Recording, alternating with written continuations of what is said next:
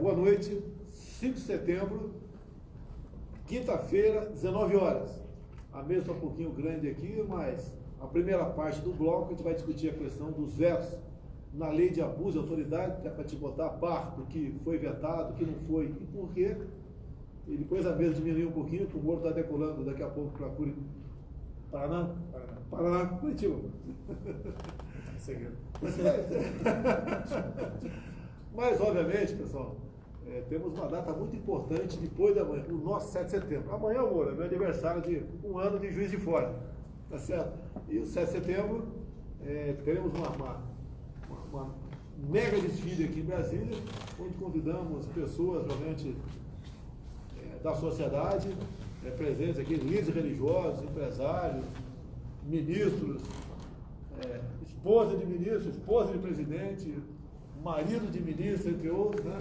E vamos comemorar essa data que é nossa. Houve uma grande articulação entre o governo e a classe empresarial, patrocinando descontos, né? Promoções. O próprio Luciano Hang deve ter feito um grande plano lá para vender mais barato a camisa amarela. Tem o pessoal da Uni dizendo que vai de preto. A pátria dele deve ser essa cor mesmo, a bandeira da pátria deles, né? A nossa é verde e amarelo. Então, nós vamos falar um pouquinho aqui de abuso de autoridade.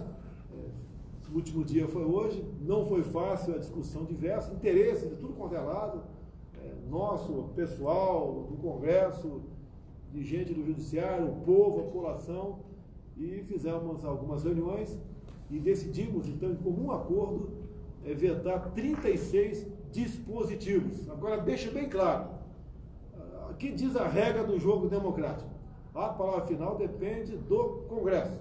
Então, o que nós sancionamos, uma vez publicado, passa a ser lei. O que nós vetamos vai para a apreciação do Congresso. O projeto foi aprovado, então, há pouco tempo, maioria simples, são 257 parlamentares, então metade mais um, uma vez votando e aprovando, aquele projeto seguiu avante, foi para a nossa mesa e nós, então, sancionamos ou vetamos total ou parcialmente. E agora volta para o Congresso, né? E o Congresso vai decidir das duas casas, só que agora não é a maioria simples, é uma maioria qualificada. Tem que ter 257 votos não na Câmara, 257 não para derrubar o veto, aquele dispositivo voltar para o corpo da lei. Se tiver mais votos sim, o veto está mantido e aquilo vai para o arquivo. E depois, uma vez aprovando na Câmara, caso aprove na Câmara, vai para o Senado. O Senado são 81 senadores, eles lá vão ter que ter 41 votos não ao veto para que ele seja rejeitado e volte para o corpo da lei. Logicamente, respeitamos qualquer resultado, e essa é a regra do jogo. Sempre foi assim. Semana passada, derrubaram o veto dos fake news. Eu achei tanto quanto pesado, acho que é pesado, 2 a 8 anos de cadeia para quem, porventura, replica um fake news. Ele pode estar replicando de boa fé, ele não sabe que o assunto é muito complexo, não consegue entender. E daí no telefone dele, deu um clique ali, ele está passível de 2 a 8 anos de cadeia. Já está decidido, André, vai entrar com uma DIN junto ao Supremo Tribunal Federal, o André, é isso mesmo? Não, quem vai entrar não é você não, quem vai entrar é o PSL, o partido PSL vai entrar com uma ação direta de constitucionalidade junto ao Supremo Tribunal Federal, para questionar, amor, inclusive a questão da desproporcionalidade. Se um dia quiser criar uma lei para punir fake news, não vai contar com o meu apoio. O que mais sofri fake news ao longo da minha vida toda, não foi apenas durante a campanha, mas liberdade de expressão, no meu entender. E olha quem foi favorável à lei de fake news, preste bem atenção. Então, primeiro foi um moleque de São Paulo que resolveu lutar para botar em pauta isso aí. E depois os parlamentares que votaram para derrubar o veto, cada um aí deve ter o seu argumento e nós respeitamos. Só, logicamente, como eu vetei, eu gostaria que não fizesse parte da lei. Vamos lá então para o abuso da autoridade? Tá? Aquela história toda de acordo com o que acontecer, acaba com a Lava Jato, dificulta o combate à corrupção, tem algumas autoridades que cometem abuso, mesmo ou não, eu acho que tem. comete sim, tá? Mas vamos deixar aqui o pessoal rapidamente discutir. Vou começar com a esquerda aqui, o Major Jorge. A razão de um veto ou sanção aí? Bom, presidente, primeiro destacar, como o senhor falou, acho que é muito pertinente a dedicação que o senhor teve para discutir esse tema. Na verdade, aqui, uma nota conjunta, os 4 ministros que acompanham o senhor agora se manifestaram aqui em concordância, em consonância com aquilo que foi decidido. A lei, ela traz aspectos muito positivos, né? É uma unanimidade que não se concorda com o abuso de autoridade. E eu vou trazer um exemplo prático que foi sancionado pelo senhor, ou seja, o senhor concordou com aquilo que o parlamento aprovou, que encontra-se aqui no artigo 21, onde caracteriza como crime de abuso de autoridade manter presos de ambos os sexos na mesma cela ou espaço de confinamento, com uma agravante aqui de se manter na mesma cela criança ou adolescente na companhia de maior de idade. Nós tivemos um caso em Belém do Pará, se me falha a memória, onde ocorreu um episódio como esse. Eu acho que a lei vem de encontro a uma certa sociedade de criminalizar tal conduta. Então, de fato, foi uma construção muito difícil, porque são pesos diferentes que têm que ser medidos nesse momento, mas entendo que o senhor conseguiu encontrar um ponto médio na questão aqui do que a sociedade precisa, daquilo que o parlamento aprovou, e, obviamente, como o senhor falou, a palavra final é do parlamento. O André, você é o advogado-geral da União. Quando se fala advogado, vem a palavra defesa na tua cabeça, tá certo? Teve uma lei municipal, acho que de Maringá, sobre ideologia de gênero, foi aprovado. Era do Felipe é do PSL, por coincidência. E você foi instado, né? Você teve que se manifestar. Deixe bem claro aqui, até porque alguns criticaram você, dizendo que você estaria favorável à ideologia de gênero. Deixe bem claro qual a tua posição e por que você fez aquele parecer para o Supremo Tribunal Federal. Obrigado, presidente. Primeiro, como cidadão, sou um defensor das crianças e dos adolescentes. Sou contra a ideologia de gênero dentro das escolas públicas. Nós precisamos preservar as crianças e os adolescentes. O que ocorre? Houve uma lei municipal em Londrina procurando trazer essa defesa para as crianças e os adolescentes. Só que a Constituição, ela diz que cabe à União legislar sobre o assunto, sobre a questão da disciplina da Lei de Diretrizes e Bases da Educação. E a nossa sugestão ao presidente da República foi que o governo federal encaminhe ao Congresso Nacional um projeto de lei defendendo as crianças e os adolescentes contra uma política coordenada de defesa da ideologia de gênero dentro das escolas públicas. Nesse sentido, nós já fizemos uma mudança de entendimento na AGU. Antigamente, a AGU defendia a possibilidade de ideologia de gênero. Hoje, nós já não fazemos isso, mas nós precisamos corrigir o que está errado da forma correta. E a nossa sugestão ao presidente, que foi acolhida, é no sentido de haver um estudo por parte do Ministério da Educação e esse estudo ser apresentado, submetido ao presidente da República e ser encaminhado oportunamente ao Congresso Nacional. Bem, o que alguns entenderam? Que ele foi contra uma lei municipal que proibia a ideologia de gênero. Se fosse uma lei municipal para aprovar a ideologia de gênero, a posição dele seria a mesma, contra o município legislar sobre esse assunto, compete à União. Então, até te adianto, conversei com o ministro da Educação, hoje ainda, ontem também conversei com ele sobre isso, e ele está preparando um projeto de lei federal, obviamente, para nós apresentarmos à Câmara, proibindo ideologia de gênero nas escolas do ensino fundamental no Brasil.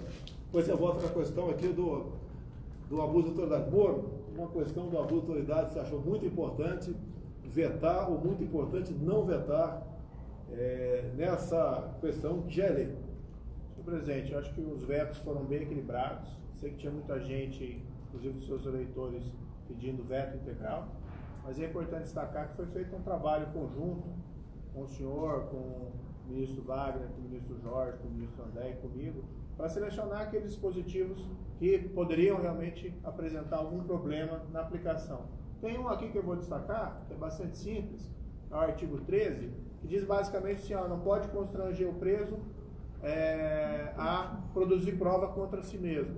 Em princípio, nós concordamos com isso, mas ocorre que existem algumas previsões legais no sentido de que o preso, às vezes, é obrigado a colaborar. Por exemplo, fornecendo impressão digital. Como a lei não fez essa ressalva, esse tipo penal aqui, esse abuso, né, caracterizado como abuso, poderia inviabilizar a colheita de impressão digital do preso. Então, como não havia alternativa ali de emendar a lei nesse momento, teve que vetar, né, para preservar uma diligência que é feita com todo mundo, ninguém discorda desse tipo de providência. Então, enfim, acho que os vetos foram muito bem ponderados, foram feitos com muito respeito aí ao Congresso e ao Parlamento. Certamente a eles cabe a última palavra em analisar esses vetos, mas eu tenho certeza que vão considerar as razões do senhor. Deixa eu aproveitar aqui. E, por exemplo, uma coleta de algo para exame de DNA. Ele é obrigado a fornecer sangue, passar aí aquele algodão na boca, ou tirar um fio de cabelo. Entraria nessa questão, é? Sim, também. Veja, é uma prova muito importante hoje em dia para identificar estupradores, pessoas responsáveis por crimes violentos. E hoje nem tira sangue mais, hoje é só passar um cotonete na boca. Fio de cabelo também, né? Fio de cabelo. Você encontrou lá no local da cena do crime fio de cabelo espalhado pelo chão. Por que o detido... Eu acho que o detido tem até interesse, né? Pega aqui, pega 200 fios de cabelo, eu não estava lá, para comprovar a inocência dele. Então foi vetado esse dispositivo, que eu entendo que nada mais justo, né? Capitão, mais um capitão aqui, ministro aqui, ó. O Moro aqui é ministro e foi soldado, né? Atirador. Da onde? Cabo de Maringá. Cabo atirador. Não foi rebaixado, não, fica tranquilo. Cabo atirador de Maringá. O Wagner aqui, meu colega de Academia Militar das Agulhas Negras, capitão do Exército, está na Controladoria Geral da União. Vamos lá, razão de veto ou sanção aí? Vamos lá, presidente. O caso aqui, para demonstrar até a razoabilidade da discussão que o senhor capitaneou quando nós estávamos discutindo o assunto, eu trago o artigo 15, que ele fala que constranger a depor sob ameaça de prisão pessoa que, em razão de função, ministério, ofício ou profissão, deva guardar sigilo. É óbvio que isso caracterizaria. Então, foi mantido no texto essa previsão. Porém, o parágrafo único diz que incorre na mesma pena qualquer pessoa que tenha optado por ser assistida por advogado ou defensor público sem a presença do seu patrão. Então vamos trazer aqui a questão do PAD, do processo administrativo disciplinar, né? Aqui na questão do PAD, a gente deixa muito claro que a súmula 5 do STF já diz que a falta de defesa técnica por advogado no processo administrativo disciplinar não ofende a Constituição. Então, esse item foi vetado porque a gente já tem um parecer do STF sobre isso e aqui nós vamos ter uma lei contra. E se caso a gente ouvisse alguém ou tivesse uma inquisição dentro de um PAD sem a presença do advogado, o servidor poderia responder a uma pena de 1 a 4 anos, o que seria completamente inviável. Então, esse é um exemplo clássico que nós, no primeiro momento, não houve a sanção do caput do artigo 15, porque ele realmente caracterizava um caso de abuso de autoridade, mas quando a gente vai no inciso 2 do parágrafo único, nós já trazemos um caso que realmente não dava para manter a norma. Você vê a complexidade, já tem caso aqui de sanção e veto. Então, quem pedia o veto integral, você vê que as coisas não são tão fáceis assim. Tá? Então, a decisão tem que ser equilibrada e tomada em equipe. Não pode o presidente sozinho. Cadê minha caneta compacta ali? Tá? Não pode o presidente sozinho decidir essas questões aqui. Vamos lá para o André, que não falou no assunto ainda sobre abuso de autoridade. André, alguma coisa aí contra ou a favor? Presidente, nós trabalhamos em uma dupla perspectiva.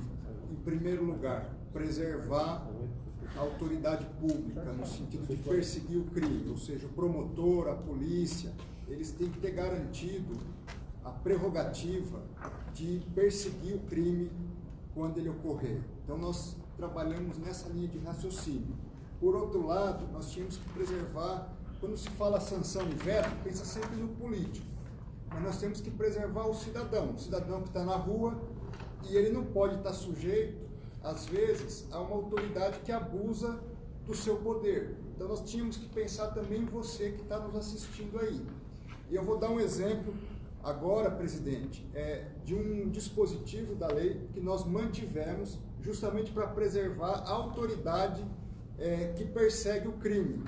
ela só vai poder ser sancionada, ou essa lei só vai poder ser aplicada, lá no artigo 1º, parágrafo 1º, se ficar demonstrado que ela propôs aquela ação judicial, que ela capturou o criminoso com a intenção não de coibir o crime, mas só de perseguir a pessoa, não de fazer aquilo que devia ser feito.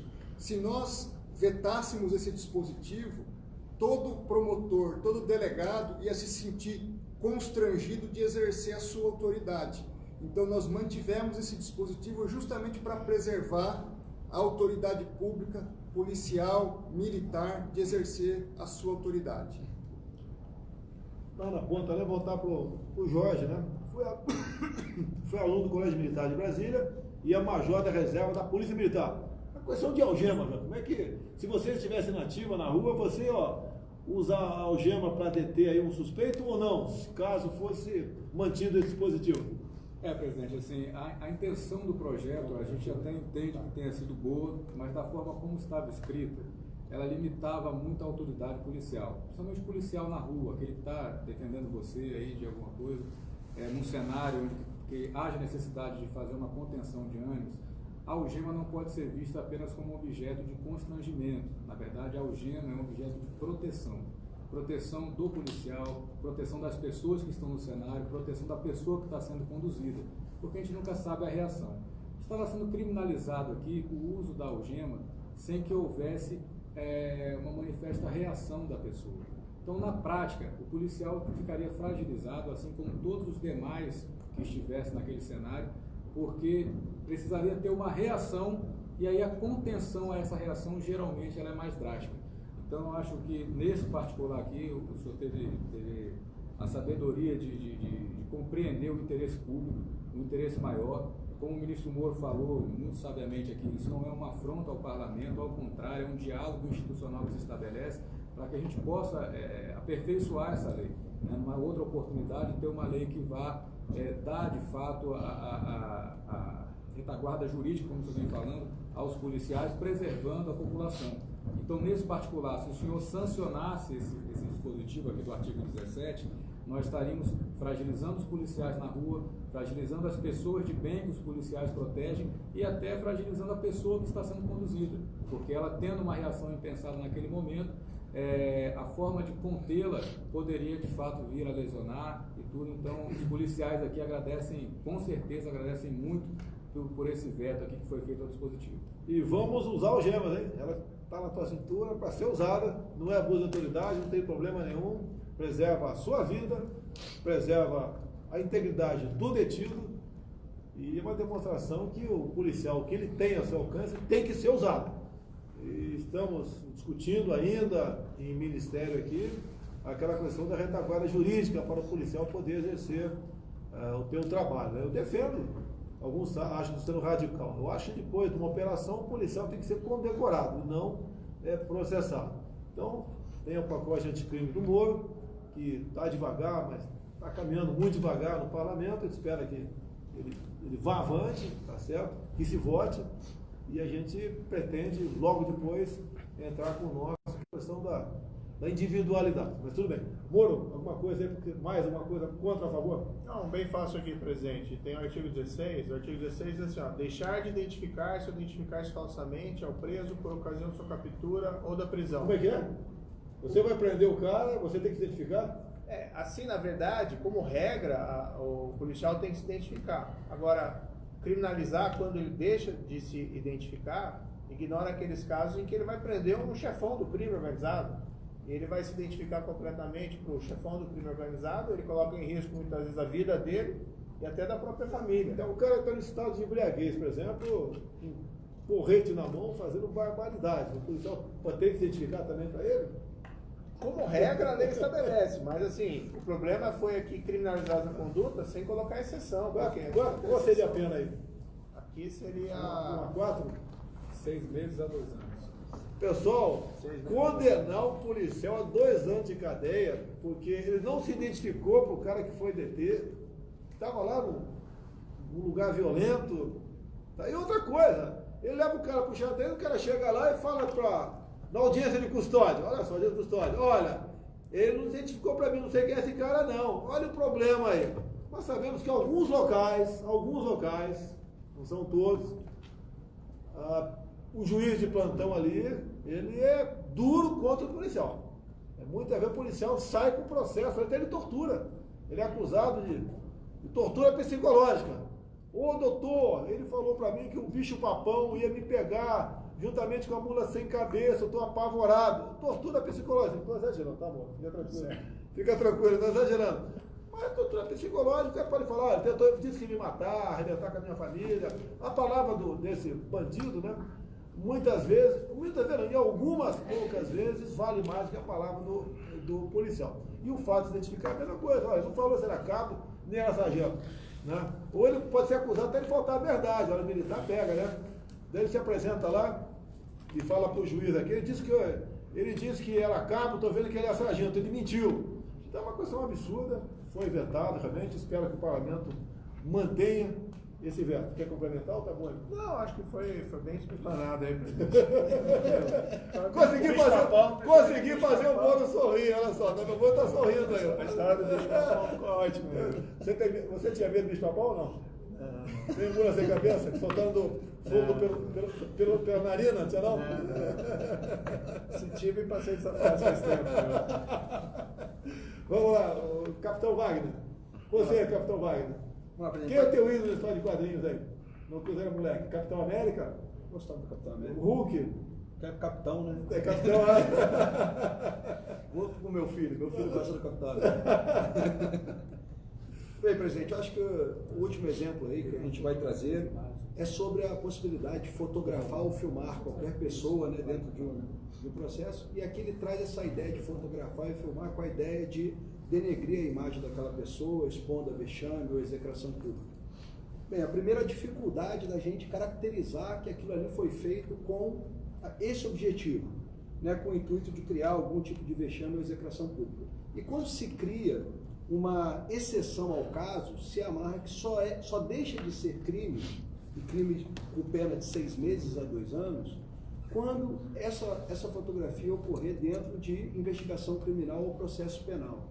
Eu vou dar um exemplo claro aqui do que isso influencia diretamente na administração pública federal. Servidores que não comparecem ao trabalho, e durante uma investigação administrativa você tira uma foto do servidor ou filma aquele servidor em outro ambiente, trabalhando em outro lugar e gerando dano ao erário. Como não é uma investigação criminal e sim administrativa, esse servidor público que está investigando poderia ser condenado a 6 meses a 2 anos de prisão. Então é um cuidado que a gente tem que ter, porque as investigações no Brasil não se resumem a investigações criminais, nós também temos os exemplos das investigações administrativas. A questão é bastante séria, tá? Cento e poucos itens, não foi difícil decidir isso aí, mas permite fazer uma brincadeira aqui agora. Você é casada? Você é casada? Sim. Você abusa de autoridade contra seu marido em casa? Você manda ele lavar roupa, arrumar a cama, limpar o banheiro, dar banho no cachorro. Você não acha que isso é abuso de autoridade, não? Estou pensando 15 a 20 anos de cadeia, tá bom? Pessoal, olha só, quem quiser estar liberado agora, a gente vai continuar nossa live aqui, mais alguns assuntos importantes para tratar, que aconteceram durante a semana. E o primeiro assunto que eu vou tratar aqui... Presidente, eu vou que tem um voo mesmo, tá? Boa viagem. Cuidado com o bicho-papão, hein, mano? Pessoal, hoje é o dia da Amazônia. Recebemos agora há pouco no Planalto um grupo de militares de Israel que vieram colaborar com conhecimento, com inteligência no combate ao fogo. Já estão incorporados e, se não me engano, viajam hoje para Porto Velho, Rondônia. Então, muito obrigado ao primeiro-ministro Benjamin Netanyahu pelo ofertamento, mais uma vez, né, dessa ajuda humanitária e nessa ajuda agora para combater aí focos de incêndio na região amazônica. Então vamos lá, Brasil e Israel cada vez mais juntos aqui. Vamos lá. Vamos lá, um assunto aqui, Semana da Pátria, né? Já foi tratado. No sábado, quem puder comparecer, nesse dia muito especial para todos nós, o Brasil agradece. O PIB do Brasil cresceu 4% no último trimestre, 04. Ou melhor, desculpa, obrigado aí. Esse é o meu ministro terrivelmente evangélico, para quem não conhece, né? O nosso prezado André aqui é pastor de que igreja, né? Presbiteriano. Presbiteriano. Você vai estar no palanque comigo dia 7 agora? Se Deus quiser. Vai estar do nosso lado o Edir Macedo. Vai estar o Edir Macedo também lá, do nosso lado. Fui muito bem recebido domingo, último lá no Templo de Salomão, lá em São Paulo. Muito obrigado. Tá? Vai estar presente também o empresário Silvio Santos. Ó, quem quiser ver o Silvio Santos, tá certo? Agora no sábado, 7 de setembro, compareça aqui na esplanada dos ministérios. Vai também estar lá o Luciano Hang, da Van. Eu não sei se ele vai estar de verde e amarelo. O traje tradicional dele. Um empresário muito bem sucedido no Brasil. Mesmo no momento de crise, ele continua crescendo. E é um homem que faz muito por todos, em especial para o pobre, né? O pessoal outro dia na minha live, criticando ali no Facebook meu. O que ele fez para os pobres? Dá emprego para milhares de pessoas. Certo? É um exemplo de pessoa bem sucedida. 7 de setembro, assunto resolvido aqui. Tivemos ontem, em Anápolis, na entrega do KC-390. É um orgulho para a nossa Embraer. E visitei ali o local, fiz um pronunciamento, muita gente lá, o primeiro KC-390 entregue, que vai aqui ficar na base de Anápolis, o software da cabine totalmente 100% brasileiro. Isso aí realmente é uma prova da capacidade do povo brasileiro, tá certo? E nós devemos valorizar isso aí. Outros países já têm feito contrato de compra, nossa, com Portugal, por exemplo, entre tantos outros. Até a Bolívia está pensando em comprar um avião desse aí. A nossa Força Aérea, havendo recursos, obviamente, elas substituirão o nosso Hércules, uma aeronave que também está bastante usada na Força Aérea. Então isso é muito bem-vindo para todos. Alguém quer falar uma coisa sobre o KC-390 aí? Não? Então vamos em frente. Ontem também, não foi destaque nos jornais o KC-390, na capa pelo menos, né? Não foi destaque aí. Qualquer país do mundo daria toda a capa com o KC-390. Ontem também, como a primeira dama aqui não precisa falar comigo, sabe o que ela quer, através do ministério do ministro Osmar Terra, nós assinamos ontem uma medida provisória concedendo pensão vitalícia para as crianças vitimadas de microcefalia. A mãe ganhava o BPC, é isso mesmo? Então passou a ganhar, então agora a criança, né, a vida toda, um valor de um salário mínimo. E a mãe vai poder trabalhar. Se fosse trabalhar com o BPC, não seria compatível. Alguma coisa, Maria? É importante que isso permite a acumulação do benefício estar presente. E, obviamente, para as crianças que nasceram com microcefalia em decorrência do Zika vírus. Então, uma iniciativa louvável aí do Ministério da Cidadania, do ministro Osmar Terra, e, de fato, dá um alento aí para muitas famílias, sobretudo famílias humildes aí que estavam passando muita dificuldade. Foi emocionante lá, viu, presidente? Eu não tinha visto uma criança, eu tinha visto em fotografia. Até o fim do discurso lá, não sei se você achou pesado ou, né, quem puder assistir, não sei se está na minha página no Facebook, um discurso de 6, 7 minutos, eu falando sobre a questão do Zika vírus, né? Eu não costumo ler discurso, acho que vale mais a emoção. De vez em quando a gente extrapola um pouquinho, tudo bem, natural, né? Tenta fazer sempre o melhor, mas ver aquelas crianças que exigem da mãe, né, ou de alguém, uma atenção 24 horas por dia. E a gente vê que aquelas mães em especial que estavam lá, estavam ali um pedaço de si. E o carinho quando ela tratava aquelas crianças. Realmente é emocionante essa questão aí do Zika vírus, que veio do mosquito Aedes aegypti. Isso, tá certo. Bem, então parabéns aos Materra, parabéns à senhora Michele aí, que trabalhou nesse projeto também. Ela não é candidata a nada, já podia ser lá atrás, não quer saber de política, até porque ela sabe das consequências de ser político, né? Ela mesma sofreu violentamente há poucas semanas um ataque desproporcional, baixo por parte da imprensa, no tocante aos seus familiares que moram aqui em Ceilândia, aqui do lado. A gente pergunta, para que aquela matéria? O que somou aquela matéria a falar da avó dela que teve um problema há 20 anos atrás, ou a mãe dela teve um problema 15 anos atrás. Certo? Ou de outro familiar que tinha problema também. Família muito grande na Ceilândia. E não levou a nada. Qual o objetivo? É me atingir. O tempo todo atira familiar, meus filhos, minha esposa, um filho meu também, que um tempo atrás aqui, foi lá atirar na Polícia Federal, ganhou uma capa na Veja, que fosse o maior crime do mundo ele atirar. Deixo claro, eu atirava desde os 5 anos de idade. 5 anos não, um pouco mais tarde, né? Mas os meus filhos atiravam com 5 anos de idade, já sabia que era uma arma de fogo. Mas tudo bem, vamos tocar o barco. Agora um assunto muito importante. É difícil, né? Para mim, porque é uma decisão que eu tive há pouco, publicou já em Diário Oficial da União o nome do futuro chefe do Ministério Público da União, é o senhor Augusto Aras. De qualquer maneira, qualquer nome que eu indicasse, né? A senhora Raquel Dodge, o pessoal da lista, o Antônio Carlos Soares, Simões do Rio de Janeiro, entre tantos outros, né? Eu sofreria ataques, e afinal de contas, né? O ataque que todos eles sofreram quando foram me visitar, ou aqui, né, lá na presidência, ou aqui. Agora que eu peço a vocês, né, o pessoal que votou em mim, e tem uns 20% pelo menos no Facebook, falando que acabou a última esperança dele, não vota mais em ninguém, ou vai votar no Moro em 22, ou me esquece. Bem, pessoal, atira a primeira pedra que não tem nenhum pecado. Eu tinha que escolher um nome, tinha um universo ali que foi se reduzindo até que chegou no Augusto Aras. Né? O compromisso que ele tem conosco, né?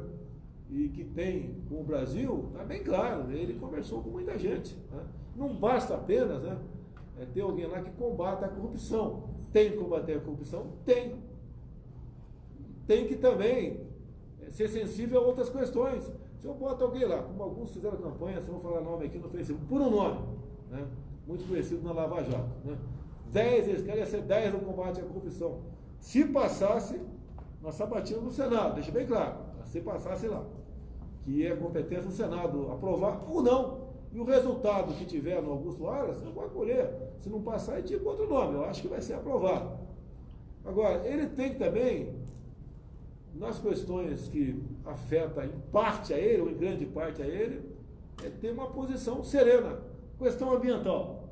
Vamos supor que a gente bote alguém lá, que nós sabemos de alguns dos Ministérios Públicos, né, que não pode ver uma vara de bambu sendo cortada que já processa todo mundo. Como é que ficaria alguém que tivesse uma visão muito radical na questão ambiental? Como é que ficaria, por exemplo, o agronegócio no Brasil? O homem do campo. Porque a partir da aprovação no Senado, né, publica o nome dele como aprovado, se ele quiser, a partir daquele momento, ele se declara divorciado de mim. Divorciado, não deve nenhuma satisfação a mim. Tá? E o Aras não deve satisfação a mim, deve à sociedade, deve aos seus compromissos. Até eu falei para ele e para os outros, né? O que eu quero do futuro PGR? Que tenha numa das mãos a bandeira do Brasil e na outra das mãos o quê? A nossa Constituição. Então a questão ambiental é importantíssima, não é apenas para o homem do campo, é também para o Tarcísio, que é o nosso ministro da Infraestrutura. Quantas vezes você tem conhecimento, ainda no momento, né, você quer rasgar uma estrada e entra ali o Ministério Público, né, alegando as condições ambientais, e dificulta, e às vezes aquela estrada leva 5, 6, 10, 15 anos, ou não sai. Então essa questão de infraestrutura também interessa, não queremos um chefe o Procurador-Geral da República que pode fazer tudo, mas também não aquele que não pode fazer nada. Uma questão muito séria, né? Há pouco tempo o Supremo Tribunal Federal, alguém quer interromper, comentar aqui agora? Há pouco tempo o Supremo Tribunal Federal resolveu tipificar homofobia como se racismo fosse. Percebeu? Tipificou. O Ministério Público Federal deu outra opinião. Foi favorável ou contrário? O que vocês acham aí? O MP? Foi favorável. Foi favorável. Até por ocasião dessa discussão, né, onde apareceu um terrivelmente evangélico. Eu estava no encontro lá em Santa Catarina, dos Gedeões, e me deu essa ideia, né? Falei do assunto, com todo o respeito que eu tenho ao Supremo Tribunal Federal, mas acho que não era a competência deles de legislar sobre esse assunto, é porque o Supremo não legisla, quem legisla é o Congresso Nacional. Mas eu falei lá no Gideon em Santa Catarina, falei, será que não está na hora de termos no Supremo Tribunal Federal um ministro terrivelmente evangélico? Porque ele poderia sentar em cima do processo, poderia não, pedir vistas no Supremo? Pedir vista, sim, presidente. E ficava, tem tempo para entregar o processo? Ele tem que fazer os estudos dele no tempo Uma dele. pergunta, qual tempo tem para entregar um processo onde o ministro do Supremo pediu vista? O tempo que ele tem para formar o convite. Mas se ele quiser sentar em cima do processo, ele senta. Eu não... Bem, tem questões lá que tem mais de ano pedido de vista lá dentro. Então, eu acho que não é para sentar em cima do projeto e agir dessa maneira, o possível futuro ministro do Supremo Tribunal Federal, o quem quer que seja lá. Mas dá a sua opinião. Eu assisti a sua sustentação contra isso. Até passei botei nas nossas mídias sociais. Parabéns, mas a sustentação é excepcional. E hoje em dia, né, homofobia e racismo é a mesma coisa. O que é racismo? Eu sei se você é branco ou não é, né? Se é afrodescendente ou não é. Dá pra gente ter uma noção aqui, né? Agora, se o cara é homossexual, você não sabe. Você briga com o cara, fala um palavrão pra ele, vai que ele seja esse palavrão, né? Vai na delegacia, registra a queixa. Isso é crime inafiançável. Vai em cadeia, acabou o futebol, tu vai pra cadeia, pô. Vai pra cadeia. Então, o chefe do MP, eu não sei se foi a senhora Raquel Dodge ou foi o que antecedeu, que foi o Janot, deu um parecer favorável à tipificação de homofobia como se racismo fosse. Você está entendendo a importância do chefe do Ministério Público? Não é uma pessoa que eu apenas achei ela bacana, né? Ah, cara bacana, nota 10 nessa ou naquela área, e as outras áreas. Aí, essa questão de racismo, etc., né, fala em minorias, tá certo? Essa questão também. Muitas vezes o chefe do EP opina em questões de economia também, não? Sim.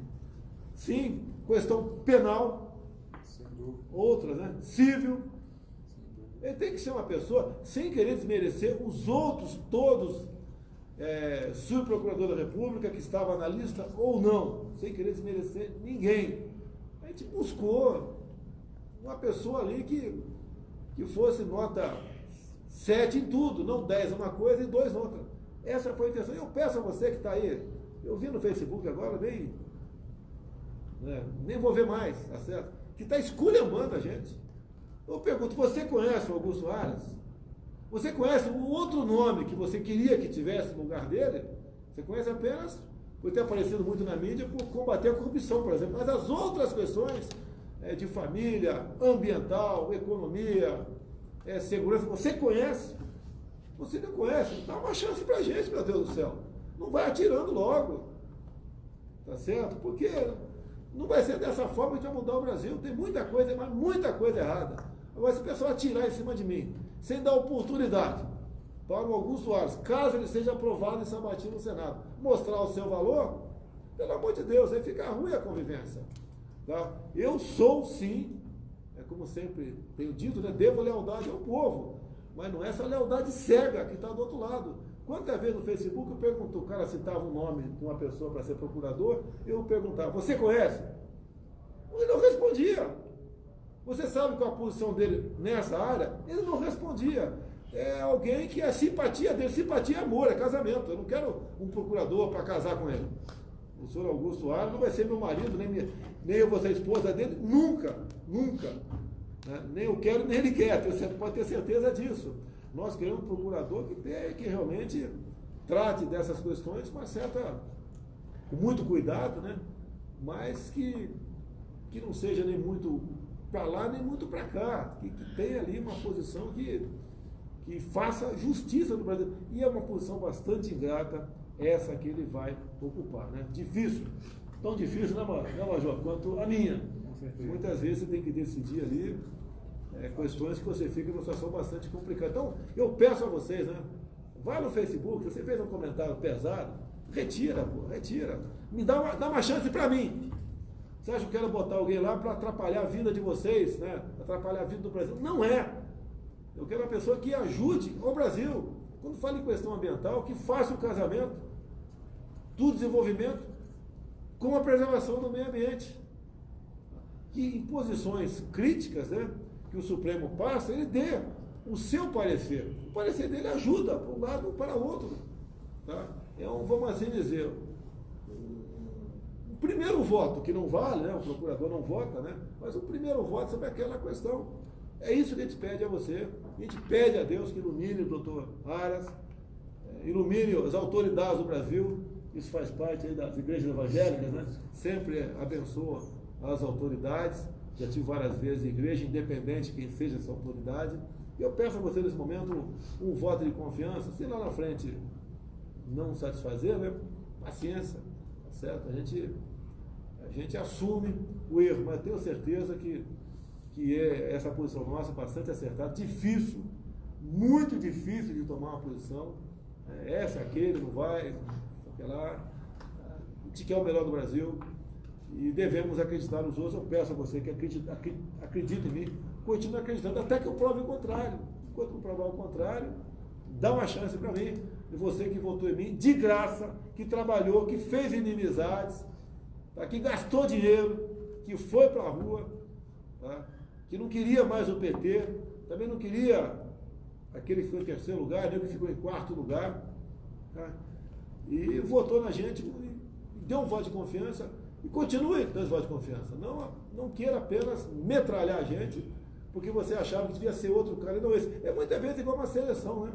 Quantas vezes o cara convoca um cara aí que você fala, pelo amor de Deus, esse cara não, tem que convocar aí o Felipe Melo do Palmeiras, até que eu apoio, se eu pudesse intervir aqui, eu ia intervir aqui, Felipe Melo do Palmeiras, tá certo? Depois do primeiro cartão amarelo, eu tirava ele de campo, lógico que não deixava, não, deixava mais. Até o primeiro cartão amarelo ia ser o titular da minha seleção brasileira. Felipe, olha o Goiás no sábado, eu vou estar baixado do hospital, 9 da noite, vou estar te assistindo, hein? Olha a tua responsabilidade. Com toda a simpatia, né? Eu sei que o Ronaldo Caiado é torcedor do Atlético Goianense, e o Goiás é o rival dele lá. Mas como bom goiano, no fundo ele vai torcer para o Goiás. Tá? O jogo vai ser aqui do lado, aqui. Vai ser em Goiânia? Deve ser em Goiânia, Serra Dourada, né? Eu até estava pensando em ir para lá, mas teve a cirurgia, não fui. Alguém quer falar alguma coisa sobre PGR? Posso falar? Pode não, deve. Primeiro, a gente acompanhou de perto, né, todo o processo. O senhor ouviu muitos nomes, a gente acompanhou que não foi uma decisão simples, que o senhor tinha excelentes nomes para escolher e que o senhor procurou ponderar todas essas questões. Questão criminal, questão ambiental, questão da infraestrutura brasileira.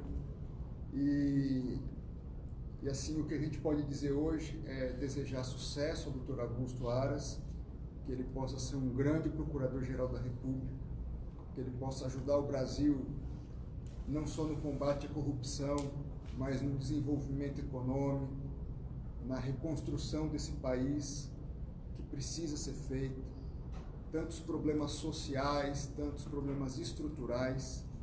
A gente reconhece o valor não só do Procurador-Geral da República, como do Ministério Público Federal como um todo, e a gente espera que o Ministério Público Federal, sob a liderança do Dr. Aras, ele seja um Ministério Público forte e capaz de contribuir com o país. Sucesso ao Dr. Augusto é a palavra da Advocacia Geral da União.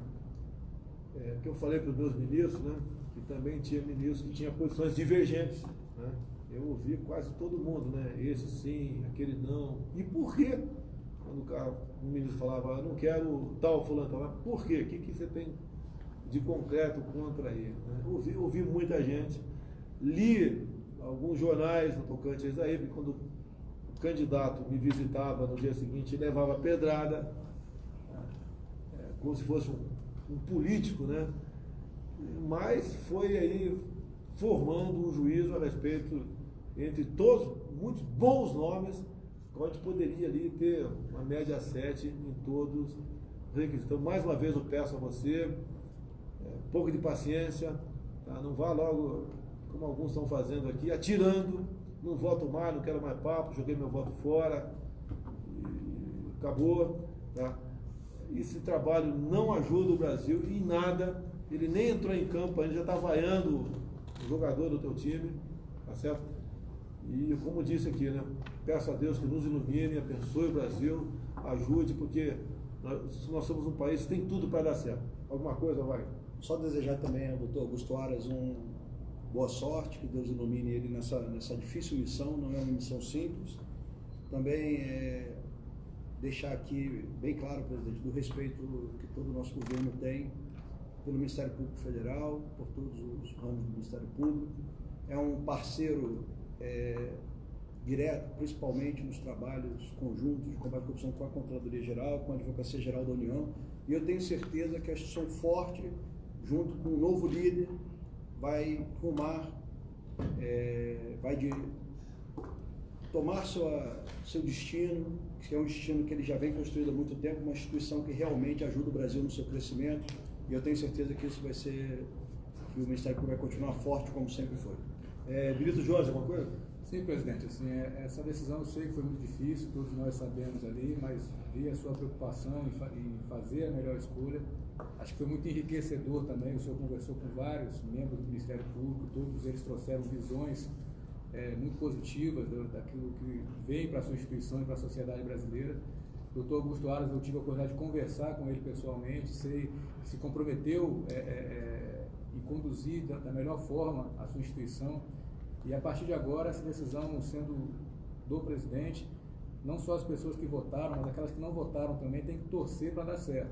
Né? Que Deus abençoe o doutor Augusto Aras, que ele possa conduzir da melhor maneira a instituição. E a doutora Raquel, com quem tivemos esse contato durante esse primeiro período do governo aqui, deixar também o reconhecimento pela forma com que tratou conosco, a sua forma muito cordial, auxiliou o governo até agora também, e tenho certeza que fará uma transição republicana nesse momento, a quem também desejo sucesso na sua vida pessoal. Mas o doutor Augusto Aras aqui, a partir de agora, todos nós, independente de termos votado no presidente ou não, temos que torcer para que ele faça a melhor gestão.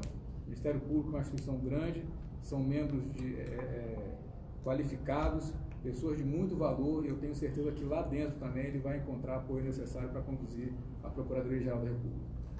Eu quero aproveitar que hoje são dia 5 de setembro, cumprimentar os médicos, enfermeiros, os demais profissionais da Santa Casa de Juiz de Fora.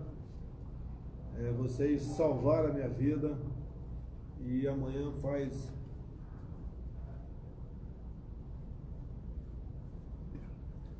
1 ano do ocorrido. Muito obrigado a vocês, obrigado a todos que oraram pela minha vida, que acompanharam aquele momento bastante difícil que eu enfrentei.